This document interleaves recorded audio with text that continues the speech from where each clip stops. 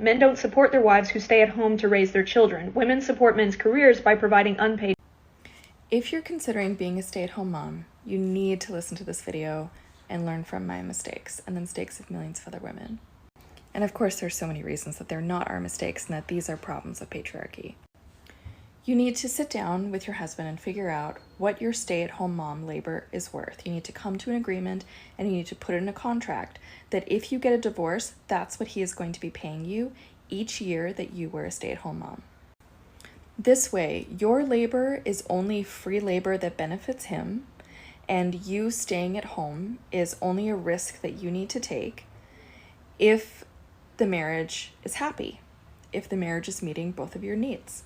If he doesn't want to pay this cost for your labor, then he needs to do work to keep you happy in that marriage.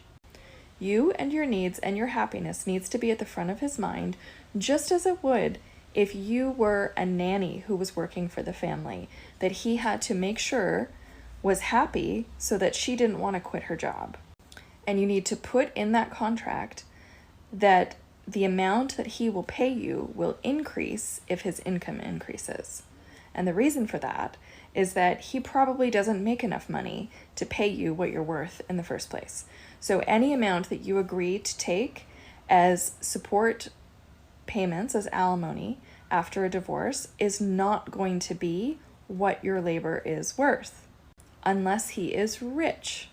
And he should never feel like he is getting a screaming deal by hiring you for this business that is called the family over hiring multiple other people. And just like when you're running a business, there is a cost to having to replace employees and having to find new people and having to train new people. All of that is work that he gets to avoid by just having you. You are always worth way more in that role than anybody he could hire because you come with so much institutional knowledge.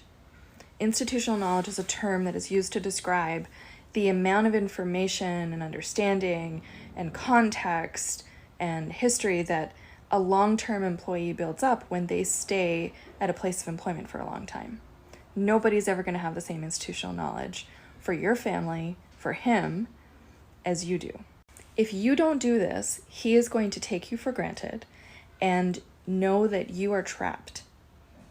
You are at risk of being abused. You are at risk of being neglected.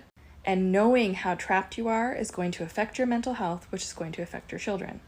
Do not become a stay-at-home mom without a labor contract first.